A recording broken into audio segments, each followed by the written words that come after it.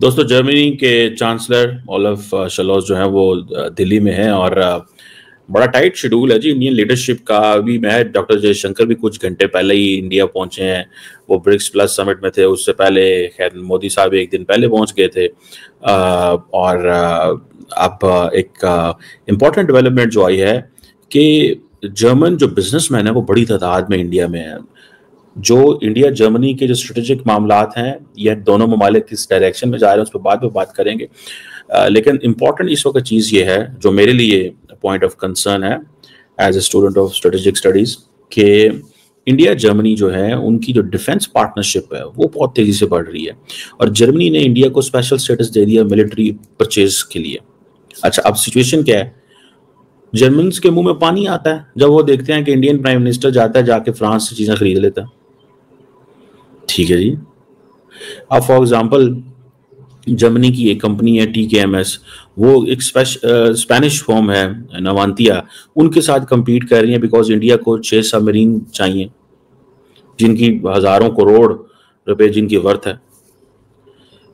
और German chancellor भी आ गए हैं और सुनने में आ रहा है इनके बाद स्पेन के वजीर आजम भी आ रहे हैं ताकि वो डील लेके जा सके। ऐद लाद बने इधर इधर यूरोपियन वजीर आजम जो हैं और जो चांसलर हैं इंडिया में लाइन में खड़े हुए हैं कि सर साढ़े को ऐसा ले लो, साढ़े को ऐसा ले लो, because they know that the only rich country in Asia is India which has resources at the moment. मतलब not if those resources are judicially distributed among the country, तो ऑब्वियसली वो रिसोर्सेज इतने नहीं है क्योंकि अभी पर कैपिटा इनकम अभी $2,2500 है।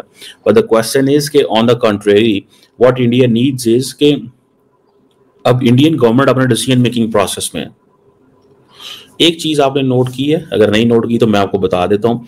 आज जब ओलफ शलोस मिलने आए हैं प्राइम मिनिस्टर को उनसे, तो मोदी साहब ने उनको जफ्फी नहीं डाली।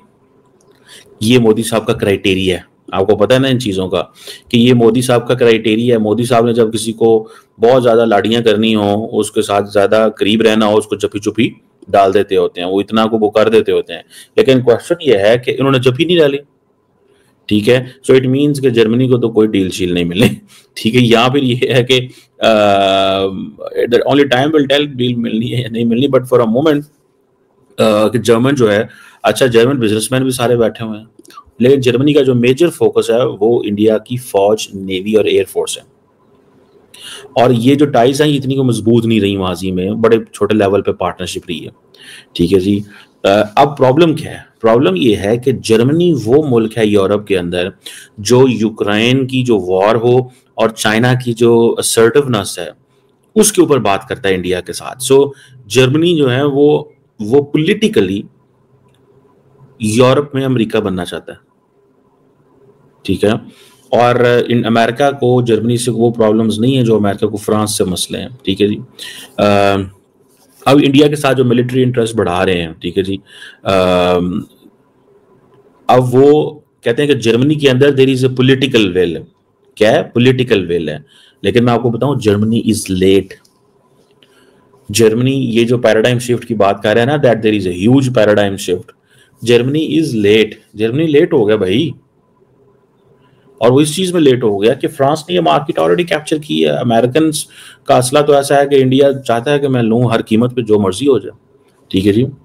अब पहले जर्मन बड़े हेजिटेंट थे, वो कहते हैं अब हमारी पॉलिटिकल विल क्लियर है, लेकिन they are late, they couldn't take a decision.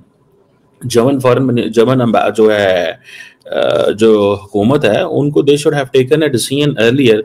उनको पहले फैसले ले लेने चाहिए थे कि ये जो अब जर्मन्स कहते हैं जी कि हम को प्रोडक्शन भी करना चाहते हैं।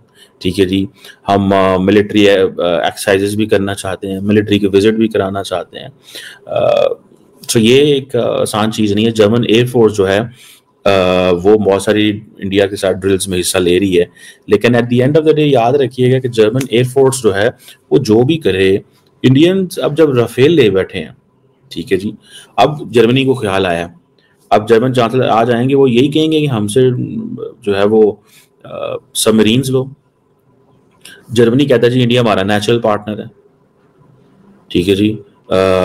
और लेकिन एक तरफ जर्मनी नेचुरल पार्टनर है, दूसरी तरफ अगर जर्मनी ये करे कि बार बार इंडिया को पिंच करे कि तुम यूक्रेन के वाले से ऐसे करो, रशिया के वाले से ऐसे करो, तो वो इंडियंस तो नहीं मानेंगे, वो तो अमेरिकन की नहीं मानते, तो जर्मनी की कहाँ से मानेंगे? ठीक है ना सर। तो ये कोई आसान काम नहीं है।